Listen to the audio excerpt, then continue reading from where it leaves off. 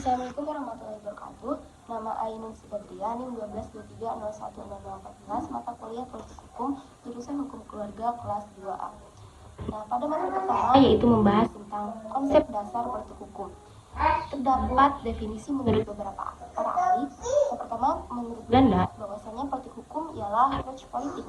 Rechts yaitu hukum, politik yaitu beleid atau polisi atau kebijakan, yaitu kebijakan penetapan sebuah hukum. Nah, selanjutnya menurut Teguh Muhammad Radi, politik hukum ialah kebijakan penyelenggara mendasar negara untuk menentukan bentuk, arah, dan isi hukum.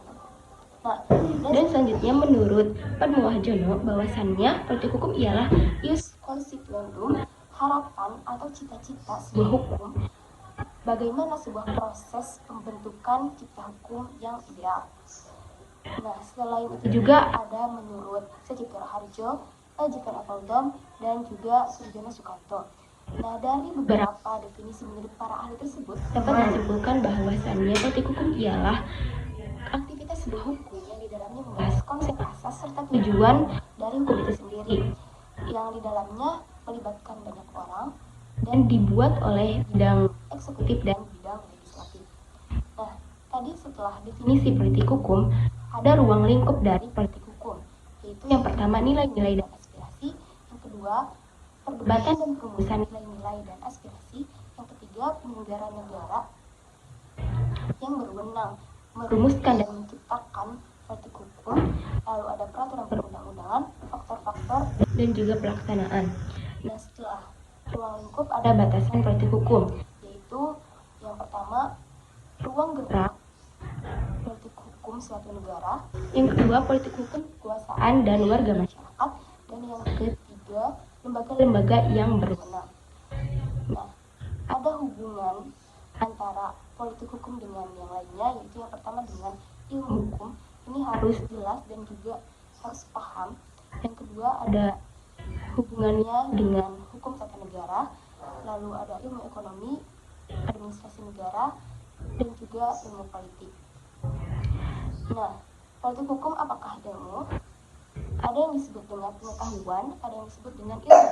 Pengetahuan ialah apa yang diketahui oleh panca indera, sedangkan ilmu ialah apa yang diketahui secara sistematis. Nah, sistematis tersebut yaitu terdapat 3 indikator. Yang pertama ontologis atau dapat dimaknai, yang kedua epistemologis atau terdapat sebuah metode, dan yang ketiga aksiologis, yaitu terdapat sebuah manfaat. Jadi jika pengetahuan atau apa yang kita ketahui oleh panca indera tersebut terdapat 3 indikator tersebut, yaitu ontologi, epistemologis, dan aksiologis, nah maka itu bisa dikatakan atau bisa disebut dengan ilmu.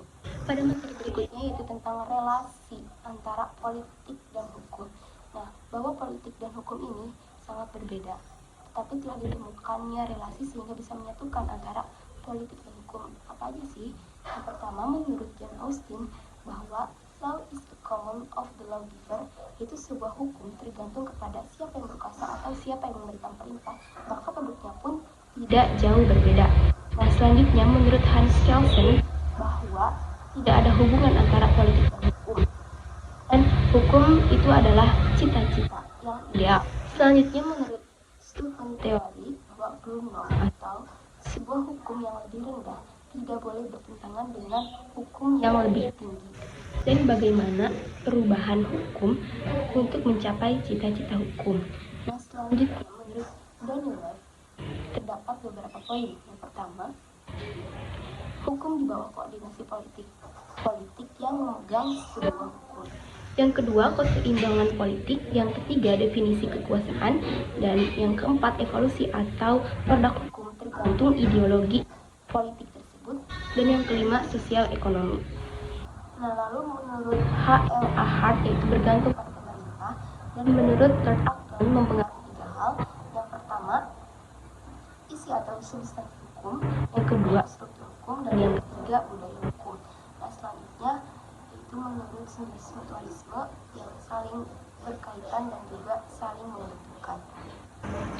Pada materi berikutnya yaitu tentang sejarah politik dan hukum. Nah, Politik dan hukum ini sudah ada sejak zaman Yunani kuno. Imam Syaukani beserta kawannya Asim Tohari berpendapat terbagi menjadi dua bagian, yaitu secara implisit dan eksplisit. Nah, secara eksplisit ini menurut Supomo pada tahun 1947 di dalam bukunya yaitu tentang soal-soal politik hukum dalam pembangunan negara Indonesia. Dan selanjutnya menurut Lemaier pada tahun 1952 yaitu menyinggung tentang politik hukum.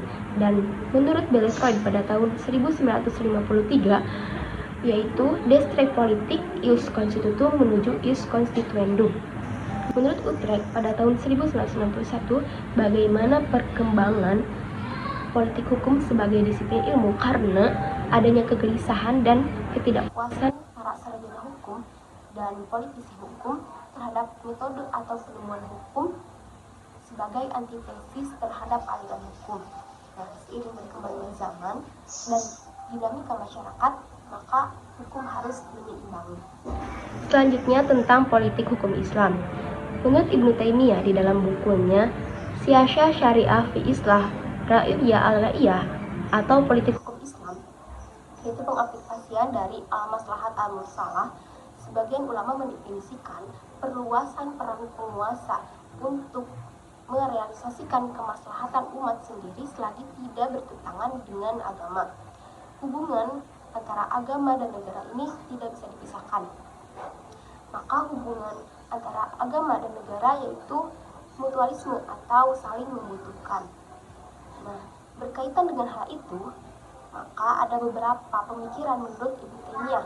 Yang pertama, kosmopolitanisme, yaitu Islam sebagai kebenaran haruslah kebaikan bagi seluruh alam atau rahmatan lil alamin. Yang kedua, doktrin kekhalifahan, tidak berbuat syirik dan bid'ah. Dan juga pemimpin tidak harus dari bangsa Quraisy, karena pada zaman dahulu bahwa pemimpin harus berasal dari bangsa Quraisy. Maka Ibnu Taimiyah berpendapat di dalam pemikirannya dengan doktrin kekhalifahan, pemimpin atau khalifah tidak harus dari bangsa Quraisy. Nah, yang ketiga ada institusi negara. Pentingnya institusi untuk pengelolaan masyarakat mencapai keadilan, maka institusi negara ini sangat dibutuhkan keberadaannya. Dan yang keempat ada kepemimpinan, demokrasi, keadilan, amanat, dan waliat. Nah, sehingga untuk menciptakan keadilan dan menunaikan amanat sehingga menjadikan waliat atau pelindung. Nah, dari beberapa pemikiran menurut Ibnu Taimiyah tersebut, maka harus sinergitas yang baik sehingga menjadi politik hukum Islam yang baik juga. Ada prinsip hukum Islam menurut Juhaya Esprasa. Yang pertama tauhid, yaitu dalam satu ketetapan Sang Maha Esa pemilik ketetapan tersebut. Yang kedua keadilan, bukan berarti sama rata tetapi memiliki kebijaksanaan dalam aspek hukum. Yang ketiga amar ma'ruf nahi munkar, menjauhi larangannya dan melakukan perintahnya. Yang keempat kebebasan atau kemerdekaan. Yang kelima persamaan antara martabat, harkat, dan derajat. Yang keenam ta'awun atau penolong. Dan yang ketujuh toleransi, yaitu memikirkan hak lain. Setelah prinsip hukum Islam terdapat asas hukum Islam, yaitu menurut Hasbi As-Siddiqi. Yang pertama nafil haruji, yaitu meniadakan kelicikan. Yang kedua khilafatut taklif, yaitu mewujudkan ketentraman dengan tujuan keadilan. Yang ketiga tadaruj, yaitu bertahap. Yang keempat kemaslahatan manusia. Yang kelima keadilan. Yang keenam estetika. Yang ketujuh urf. Yang terakhir cara menjadi zatiah Islam atau pintu ijtihad untuk menemukan pembaharuan hukum Islam sehingga bisa mengikuti zaman. Materi selanjutnya yaitu tentang sifat hukum sebagai objek kajian politik hukum 1. Terdapat sifat yang melekat pada hukum itu sendiri sebagai produk politik hukum sebagai objek kajian politik hukum, dan ada beberapa sifat. Yang pertama bersifat fakultatif, yaitu hukum yang mengatur secara a priori tidak harus ditaati atau tidak wajib diikuti. Yang kedua, imperatif, yaitu hukum yang memaksa dan secara konkret harus ditaati.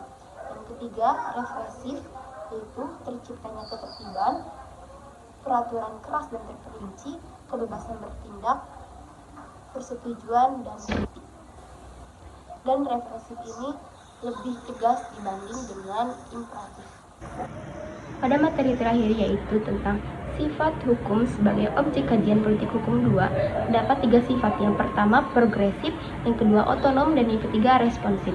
Progresif itu yaitu mengikuti perkembangan aspirasi masyarakat, memihak kepentingan rakyat dan keadilan. Dan otonom ada beberapa karakter, dibuat teliti dengan ikatan penuh, diskresi dibatasi, dan responsif dibawa asas hukum dan kebijakan. Jadi pada posisi hukum, sifat-sifat hukum jika digambarkan, otonom berdekat dengan progresif, sedangkan responsif agak mendekati progresif. Sekian, mohon maaf jika ada kesalahan. Wassalamualaikum warahmatullahi wabarakatuh.